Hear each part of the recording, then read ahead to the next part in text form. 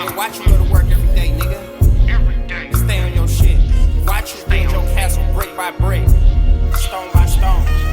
And in the end, kids still had their hand out like something belongs to them, nigga. Like you on something. I learned a lot in the box, thinking outside it. I dreamed about those ups, all while I was down. Planning my life, so I never had downtime. Strategic with it, it was. What's up? What's up? What's poppin'? Hey, yo, it's Nate Dogg 916 coming at you live from Sacramento.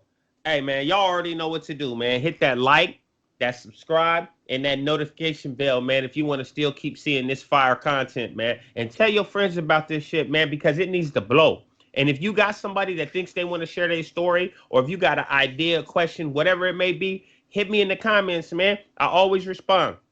And if I don't respond there, hit me at Instagram at Nate.dog916, or you can hit Sandman the producer at Sandman2788. We will respond. Just be patient with us. Please be patient. Now today, you guys got to excuse me. All my subs, you guys know I'm moving. So I took down my studio. But so we're gonna do it in the garage with the bikes in the background, a couple boxes savings. But it's good because y'all know it's progression, not perfection. But today we got a banger for you, man. So without further ado, man, what they call you? Where you from, brother?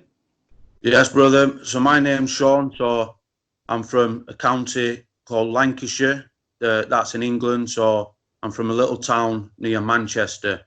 Okay. First of all, thanks for coming on to the show, brother. We really appreciate you giving us the time, man. So Sean, Mr. Sean Freeston. So what was it like coming up in England, man?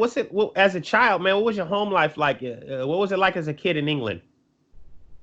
So I was I'm from a working class family, so probably just under middle class, so we wasn't poor.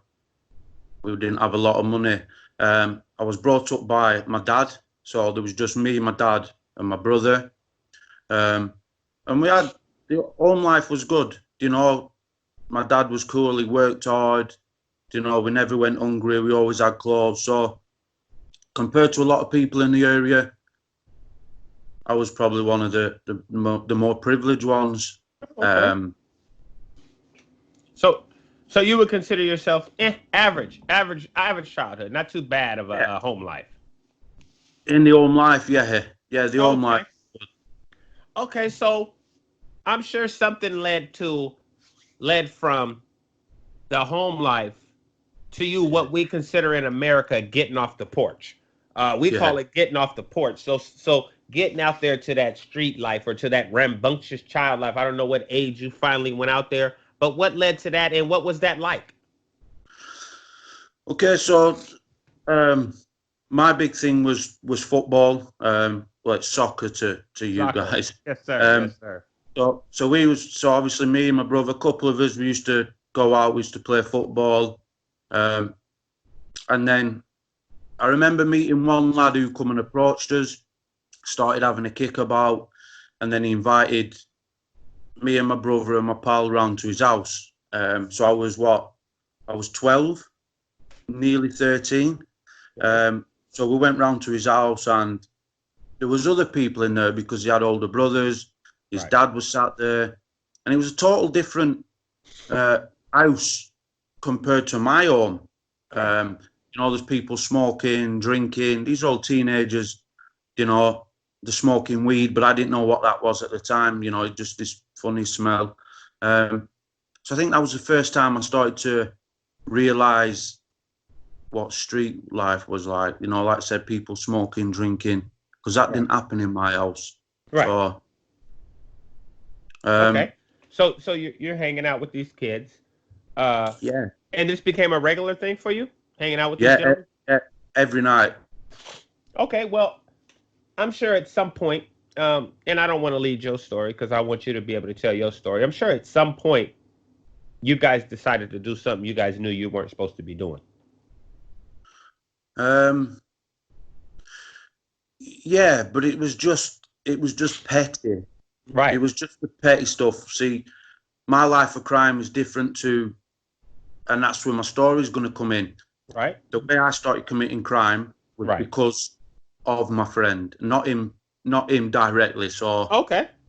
uh, Would you like to get into that part? yeah, of course. So if I can just say, so I've done 3 prison sentences. Okay. First 2 prison sentences were through one person, and they were revenge attacks. So I was trying to kidnap this guy, torture him, Okay. and I wanted to end his life. So Okay, so the first 2 sentences, just so people are clear, the victim in both of those first 2 crimes was the same person. yes, was my Okay. friend. Your friend's father. Yeah. Okay. So, All right. so I'll get into that. So Yeah, absolutely. I just turned 13 then. I've gone to my friend's house. I was supposed to meet him at the bottom of our street was a shop, and he didn't turn up. So we're supposed to meet outside the shop. He didn't turn up. So I've gone to his house. I knocked on his door, and his dad answered the door. So I said, "Oh, I'll just call him Johnny." So I said, "Is Johnny in?" And he said, "No." He said, "He's out." I said, "Well, he's supposed to meet me, And he said, "No, I don't know where he is. But why don't you come in?" Now that was a regular thing, the teenagers were going in, we're Right. drinking, smoking weed. But by this time, I'm smoking weed myself, I'm drinking. So it was like, yeah, somewhere to hang out, somewhere to chill. Yeah. Gone in, and I'm smoking a couple of joints. And then he started coming from the kitchen, giving me these little green bottles of lager. Okay. So he's giving me these bottles of lager, and I'm drinking them. And then that was it, like blackout. Oh, wow. Okay. Yeah. So when I came to, I wasn't in the living room where I started. I'm in some bed, and obviously when I take the covers off, obviously I've got no bottom half on. My trousers have gone. Okay. And it's quite heavy shit. But this is what I need to get into for people to realise that, violent people are not just violent. There's reasons. So I realised something had happened to me. So I get my trousers on. I sneak down the stairs, and the stairs led into the living room. And I look, and he's not in the living room, so he must be in the kitchen. So I fly out the door. I'm gone. And I just walk around, I'm like, I don't even know, I'm fucking crying. I don't know what's going on. Right. But I keep this shit bottled up. But my behaviour changes. So I go from being like happy, I'm outgoing, I'm laid back. Nothing bothers me. The slightest thing being said in school, I lose my temper, and I start attacking people, and I become more disrespectful at home. And that's something I've never been. I've never been a disrespectful person. I was brought up, you respect your parents. Right. That shit was gone. You know what I mean? That was like, and I had all this stuff going on inside me, and everything deteriorated. I stopped playing football. My schoolwork went. I didn't do my exams. And I just coasted the last couple of years in secondary school. So I left secondary school, and I start doing bits of work. I start selling a bit of weed, and just making a bit of money. And then I get a job working on the doors. So as a Right. door supervisor. So this particular night, I get ready for work. I get uniform on. I go down to the shop, buy some fags. As I come out the shop, I bump into somebody. All right, so I'm going to rewind. Sorry. So in this time, Right. in my family, they realise something has gone on. Right. Something has happened. Okay. So I end up telling my parents, look, this is what's happened, and I tell them what's gone on. So I'm from a family of criminals. Okay. So I get taken down to one of my grandparents. Oh, I'm sorry. So, outside other than your father, so there's other people in the family that are not so working class. They're criminal. Yeah, all the males in my family are all criminals, Except for your dad, right? except for my father. Okay, Yeah. I just wanted to be clear because I don't want people coming in the comments like, wait, you said your dad was working class. So, Yeah. okay, so the rest of your family is criminals. Your dad was the good seed. Yeah, so my dad from the area that my family are from. My dad brought me and my brother up outside of the actual area. Okay. and he tried to obviously bring us up. He'd never been in trouble. Okay, good stuff. It was like the black sheep, but in the sense you don't get in trouble. Because you're the only one that didn't get in trouble, so you're the black sheep. Yeah, which usually it's the one who gets in trouble. Right. So anyway, Okay. I tell him what's gone on. I get taken to a grandparents. Other uncles are brought in, and I have to tell the story. I tell them what's happened. I'm sent out of the room. I'm then called back in the room, and I'm told, we never speak about it again. You're never going to have to see this person again. We don't go to the police. Don't involve the police. We deal with it. Mm-hmm.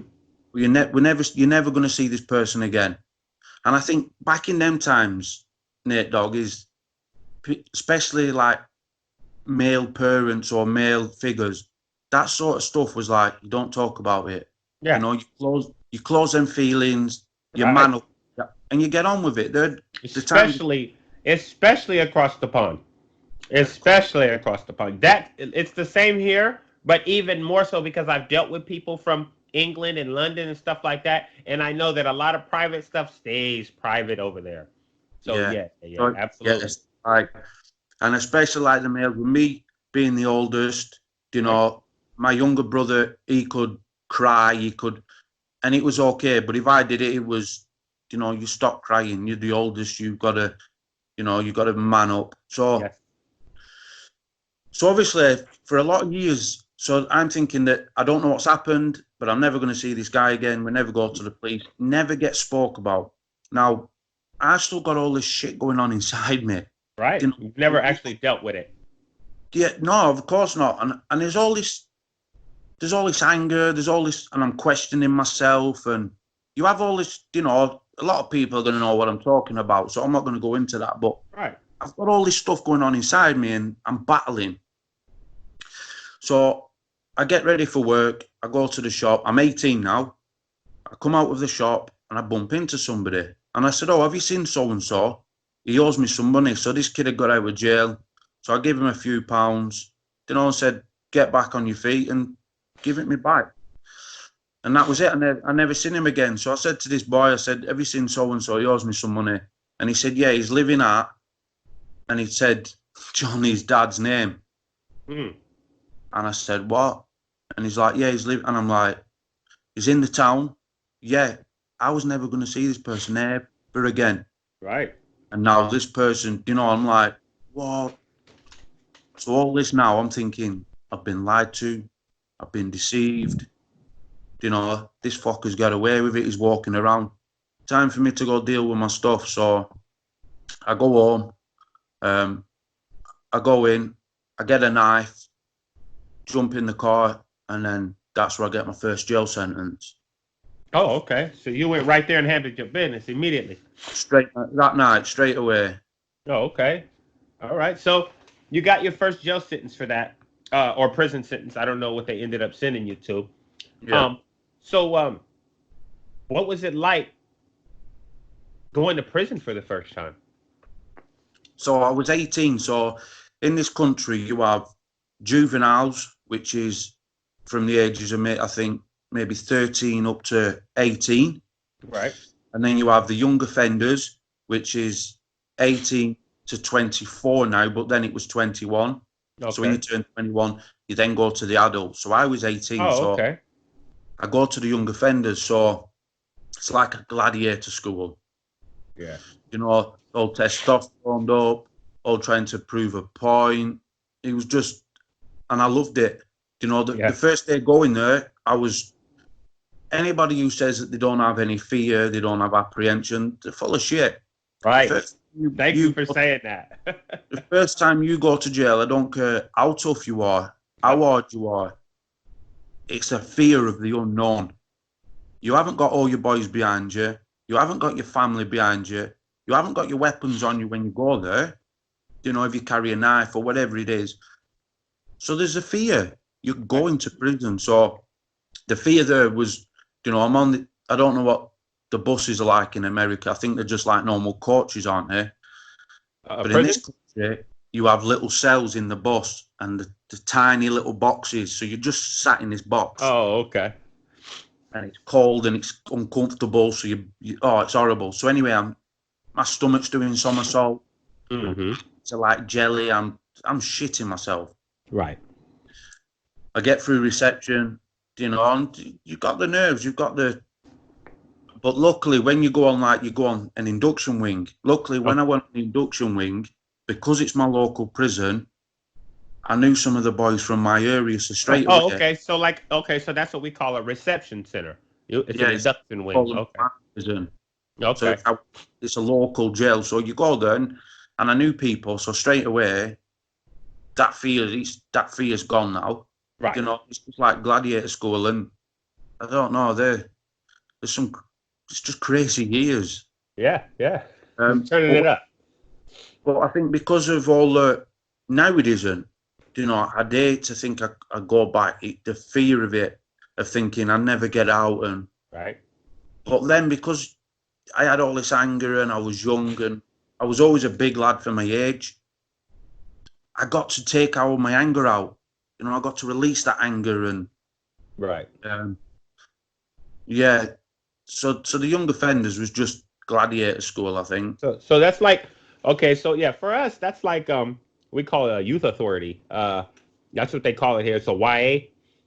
We call it YA. It's where they send people from juvenile age from 16, about 16, 15 to you can stay there I think it's till you're 25. Right. And I mean you can catch a case at 18 and go to adult prison here, but Yeah. if you catch a case at 16, you could stay at YA till you're 25 if that's your sentence. Yeah, it's 24 here. Yeah, and if you continue getting trouble in YA, they will send you up to an adult prison. We call that starred up. Yeah. Okay. Yeah. Start up. Okay. So you get released. Yeah. You get released from your first bid, and I mean, I don't really want to go through every bid, but I do want to know what happened when you ran into this man again, and how you ran into this man again. So before I got released, I had a probation officer come and speak to me. Now, I'd been in trouble with the police, but I didn't have anything serious. So it was just like we have different, like, probably misdemeanors there, but we have like, for violence, we have different classes. So we have what they call like common assault. Okay. You've got ABH, which is actual bodily harm. So that's just giving somebody a beating. Then you've got CH, and it gets. Okay. Right. So I'd only been done for like common assaults, ABH, and nothing major. So this probation officer came to see me, and I had 3 weeks before I got released. And I said, look, you either move this person out of the town, or as soon as I get released, I'm going straight for him. There's no two ways. Straight That's up. it. Straight up. Right. And he turned around to me and said, I can't do anything until you go and do something. Oh, and I was like, well, hang on, I'm going. But nothing can be done until you do something. It's okay then. So I got released, and within 2 weeks, I tried kidnapping him again. So I took a week finding out where he was.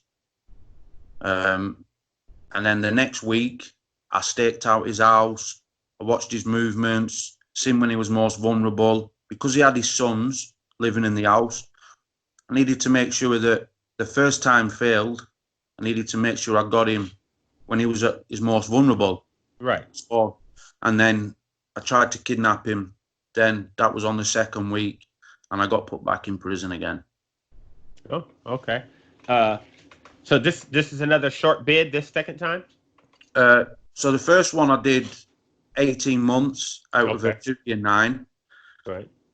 And then the second one, so when you get released here, you get license time.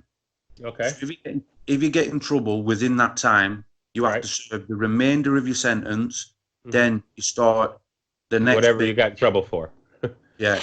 I had to do 12 months, and then I started a 3 year, 10-month sentence then. Oh, okay. Wait. While I was on that sentence, I then went from the young offenders to the adults. Right. And then was that a big difference? Yeah, there was a big culture shock, but more in the sense that the adults were more like children. Oh, really? Yeah, more like little So obviously, so in this country we have different categories of security. Okay. So in America, you've got 1, 2, 3, 4 yard. We have Cat D, Category D prison, which is an open prison. Category C, Category B, then A. So A and B are high security. That's for the long term, more violent. That's where the lifers and the murderers and all that are at. Yeah. So on the second bid, I got sent to a Category C. So it wasn't, it's just drug dealers, nothing serious. So to me, it was more childish, more, just immature. Just in Do the you young, guys? so Do in the you young, guys have prison politics over there? yeah, Oh, but okay. more in the higher security. The A and the B. Yeah, but we're in like the Cat C. It's people doing short termers, and no one really does anything because no one's really like serious, if you know what I mean. No one's doing a big bid. Right. So we're in like the young offenders, how we used to, if you've got trouble with someone, just get it straight on. Right. There's no arguing and bitching. It's put your hands up, let's go. I found in that it was more just verbal in that category. When you went to the adult side. Yeah, in that particular prison. So it was like, what's this I've walked into? A bunch of softies. Yeah, obviously there's serious guys, but I'd say the majority of them are just like they're ready to go home, and no one wants to get in trouble. And like it's that's just like lower levels here. That's the same as lower levels here. Yeah. Okay, so I'm assuming that amount of time went on. Was it 3 years, 10 months? You said. Yeah. It went on pretty much without incident, just regular stuff. Yeah. No, it didn't. No. So I had a few. Obviously, I had a few issues when I went to the adults. I was a young kid. I'd gone from the young offenders. So there's people trying to test you. They think you're young. I look young then anyway. So it's like these grown-ass men want to try to test me and think, oh, he's a kid. So I didn't have a problem with that. I just held my own. But then it was while I was on that sentence that my younger brother was murdered. So that just turned shit around massively. Right. And from there, just stuff went downhill. I started using Class A drugs. What does that mean? So, what's a Class A drug? I mean, so like the heroin. Oh, okay, all right. So I'd never touched that sort of stuff. And 2 doors down from me was my uncle. In prison? My dad's older brother was 2 cells down. Okay. So he's been on this shit for 30 odd years. So my dad used to send me my postal order, which is put money on the box. Then he send a bit extra and say, get tobacco from my uncle. So on this particular day, so my uncle used to come and say, have you got some tobacco? I'd give it him and he'd go buy his shit. So on this particular day, this morning, he's come and said, look, I need some pouches of tobacco. I need to go get some stuff, blah, blah, blah. So I said, yeah, I'll sort it this afternoon. So in the meantime, the staff have pulled me off the wing. They put me in an office, and they've told me, look, your brother's lost his life. He was 19. So he'd gone to collect a drug debt with his boys, gone to collect it for my boys, and he didn't walk out the house alive. So I went back on the wing, went to my cell. My uncle come to my door, so I thought, he's come to see how I am. And the first thing he said to me was, have you got that tobacco? And I said, look, my brother's just been murdered. I don't want to say his name. So I said, look, brother's just been murdered. Absolutely. Your fucking nephew, and you're asking me for the tobacco to buy the drugs. So I said, it's not happening. I'll give you the tobacco, but I want to take it. Right. And that was the first time I'd ever took that stuff because, I thought, fuck it. So I used that for the first time, and when I did that night, it was like everything just went away. All this anger, all this mental shit I'd been going through for so many years, everything disappeared that night. Right. Like, and it's weird to explain to someone, you know, this is someone I was close to, I was brought up with, you know, as my Right. little brother. Absolutely. A As soon person as you I, were pretty much responsible for. yeah, and that then entailed then a lot more personal anguish on myself then, because it Absolutely. was like I didn't protect him, I didn't look after him. It's my fault. He was trying to do what I was doing. Following in your Yeah, footsteps. he had a good chance of racing motocross bikes. He was doing really good, and then he seen what I was up to and thought, I just want to impress, you know, and he lost his life. Yes. That's first of all, condolences, brother. It's unfortunate that something like that had to happen to somebody. Um, and no disrespect, we know the life that we were in. Um, Mm. and it's Yeah, it's shit like that happens. It happens every day, but that don't mean it makes it any easier for us to lose one of ours. You know what I mean? yeah, Because I lost a lot, and I wasn't surprised that the stuff happened, but it yeah. hurt. No, all the same. You Of know what I course. mean? Yeah. Um. Uh. So then you get released after this, right? Mm. And things start going smooth, you know. The day I get released, I never touch anything again. I go back to being Okay, so you myself. got clean. Yeah, yeah. I walked out the gate and that was it.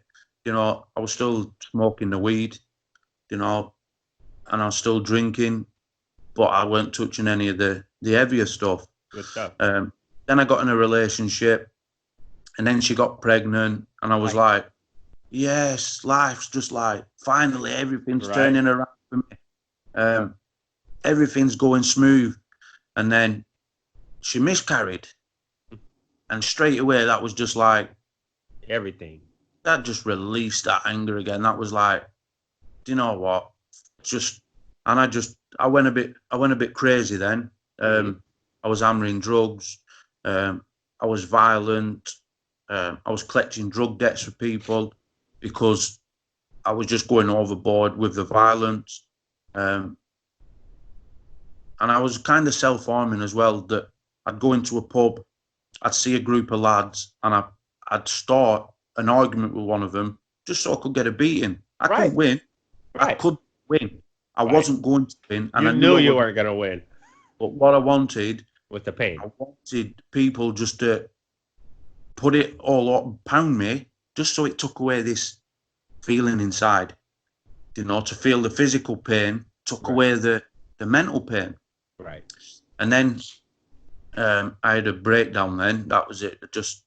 I had a breakdown. I got put in an hospital. Okay. Uh, so I got sectioned on that.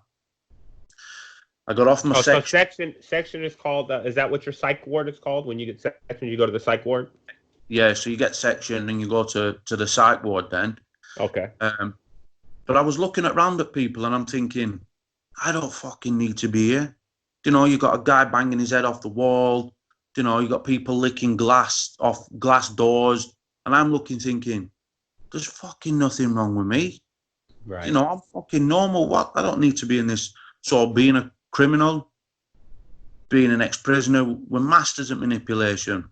Hmm. So I went on to like a medical review after 3 months, you know, and I just put on my criminal act and I just persuaded them that You're I fine. just I needed a break, you know, it was just a little blip and I just needed a rest and it was the drugs and it was this and you know what, that was the biggest mistake Hmm. I ever made. Right. I ever made. So they released me and I decided I'm not going back home. So I go and stay with a friend in another town. So the hospital was in this particular town. So I went to his apartment and he was going away for the Christmas holidays. So he said to me, look, you can stay here, do what you want. I'll see you when I get back. So this was like 2 weeks build up towards Christmas. So what I did is I bought loads of alcohol, loads of drugs, locked the apartment door, switched my phone off, and I just abused drugs and drink, and I just kept going deeper and deeper. And I'm just thinking about all this stuff that had happened. So what happened to me? What happened to my brother? And I started putting it on different people. This happened because of him. This happened because of him. I was transferring it instead of taking responsibility, going, what are you fucking talking about? Right. You know, and the more I'm putting out, the more that I'm thinking about this, the more I'm getting angrier and angrier and angrier. So I decided that I was just going to go out for it, and I was going to take out every single person that had done me wrong, that had done my brother wrong.